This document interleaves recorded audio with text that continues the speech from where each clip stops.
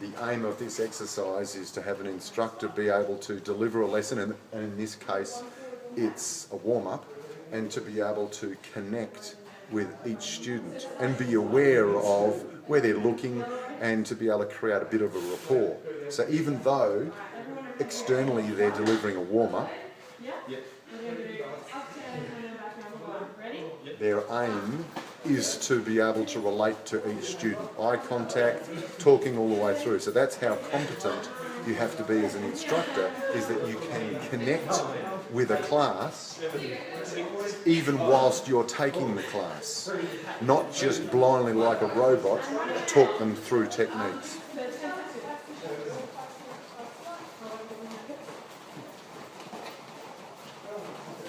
One more thing. I've just noticed that there are smiles on the faces of the students taking part in the class. That doesn't usually happen if they just take a warm-up.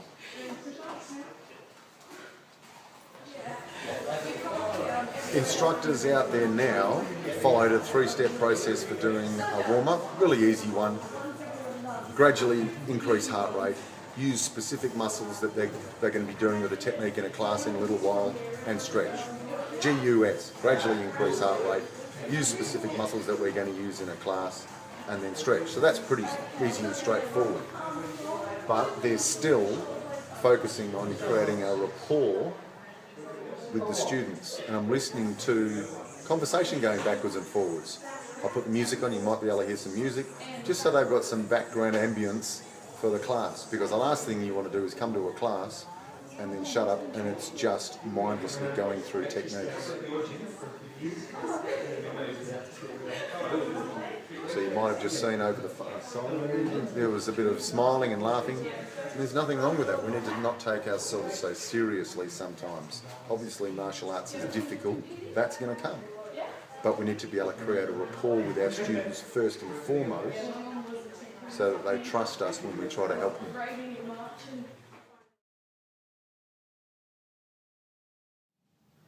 Just a quick word now that the students have gone, and as you can see the dojo is empty. I want to underline something that I think is one of the most important things that we can give to our students. Now, we talked today about creating a rapport with your students, knowing your content so well that you can run the class but also connect, emotionally connect with each and every student. And the reason being is because we shouldn't make the martial arts so easy that it's not confronting. There needs to be a bit of intimidation with each class. There needs to be a little bit of nerves with each class. So if you're not going to connect and create a rapport, a personal relationship with each student, know a bit about them, be on first name terms, have them come up to you at the shops and say, "Hi, how are you going?" How are they going to ever trust you if you give them advice? Because we've got to keep the core aspects of the martial arts challenging. We need to challenge our students. We need to give them situations where there is fear involved. It may not be actually going to hurt them, but they must need to push themselves. They must feel that they're being stressed or strained or challenged. So in saying all of that, number one, make sure that you know your content so well that you can create a connection with your students as you're delivering the class.